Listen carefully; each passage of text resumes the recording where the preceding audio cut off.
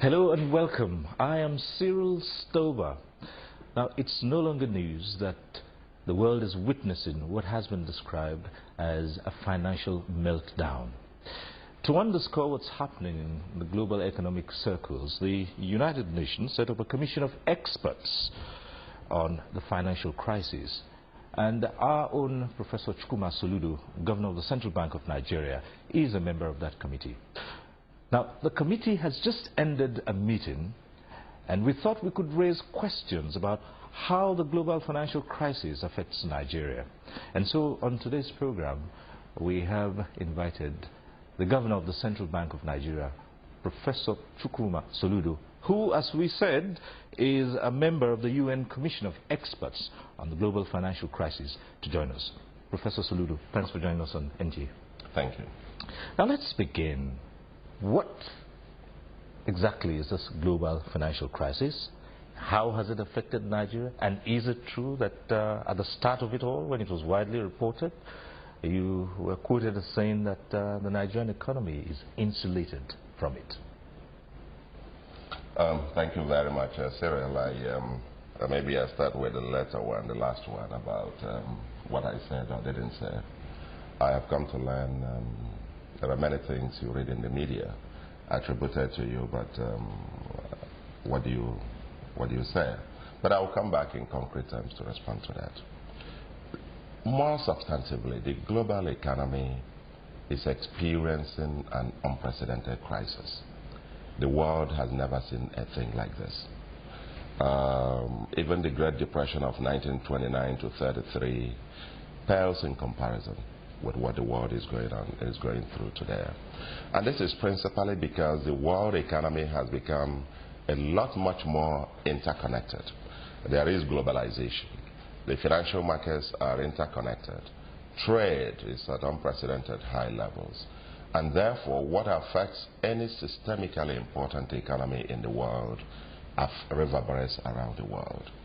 It all started with the U.S. subprime mortgages. It started as a global financial crisis with a contagion through most of the OECD, Japan, Europe, and many of the other OECD economies, but which quickly spread around the world to most of the emerging markets, and now the global system has become engulfed. And I must say there were two phases of this. There were two phases. The first time it was a financial crisis. And now the financial crisis has dovetailed into becoming an global economic crisis. And today, I mean, when it started, and I come back to the issue as to what I didn't say, I think Special Assistant on Media has made profuse clarifications of this issue, what I didn't say. And I find it very funny indeed when people attribute that kind of thing to me. When also I was the very first person publicly to say or to link the crash of the Nigerian capital market to the global financial crisis. When most people were still looking for whether it was a common year end for banks or whether it was margin trading or whether it was, they were just looking for domestic causes. I was the first person publicly to state at a this day town hall meeting that why the capital market was crashing was because foreign investors were taking away their thing. And that was the first shock. Right. And as they began to take away their stuff, the nascent investors in Nigeria also panicked, banks panicked, and the market went down. It would then have been silly, even as at the time I was making this statement about a crisis, to say we wouldn't be affected when the capital market was already down. All right. So clearly you couldn't have said that. It would have been silly to say so. Right. Okay. To say we are immune. As at the time I was also talking, oil prices had also come down to around the 50s and 60s from 147. And knowing about globalization and being an area I have done quite extensive research, there is absolutely nowhere you could have that kind of shock and the economy wouldn't. And in various, even the time that I said I made my public pronouncements, be it to the Senate and the House of Reps and so on and so forth, or even media briefings, I clearly identify the channels through which Nigerian economy will be affected. I showed the issue of oil prices and the possible impact on government budget, the possible impact on our reserves, and therefore pressures on exchange rate. Today, globally, as a result of the global crisis, capital flows have literally frozen. The level of capital inflows into the economy of Nigeria has actually gone down significantly. And till now it remains frozen. I mean, global flows to developing countries used to be about 800 and something billion.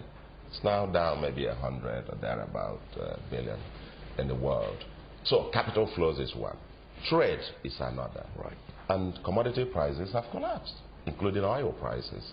And for Nigeria, depending about 95% on oil for its export earnings, and also more than 70% of government revenue from that source, there is absolutely nowhere anybody could even conjecture that it wouldn't affect us. I mean, I find it a paradox. What did I say?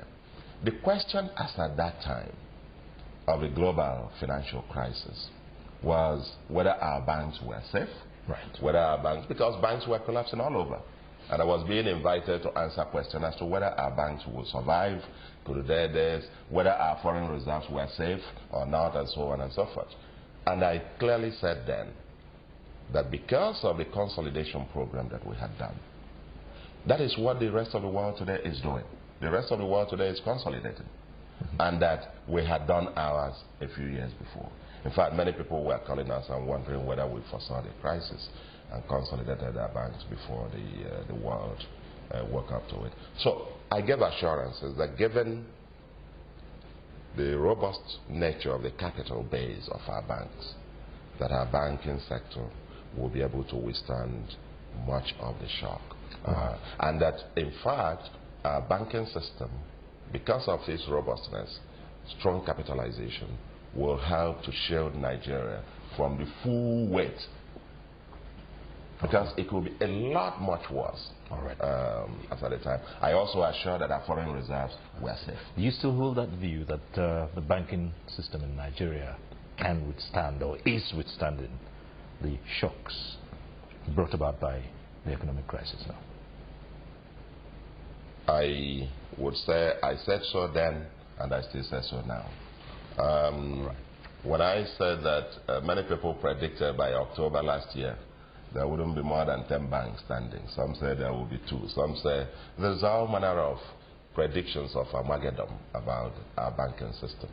And what I said then, and I still say today, is that except some other forces, and a quite ample large chunk of it, working very hard to stampede the system into a crisis.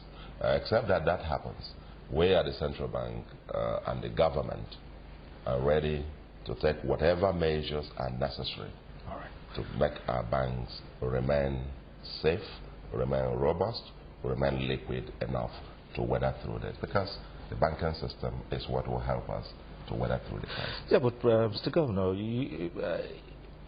recently there have been rumors making the rounds about the state of the banking system and how healthy it is. And people have said actually that the capital market, exposure to the capital market could trigger a crisis. We would like to know in specific terms, are these rumors unjustifiable? That the banking system is as solid as you said it was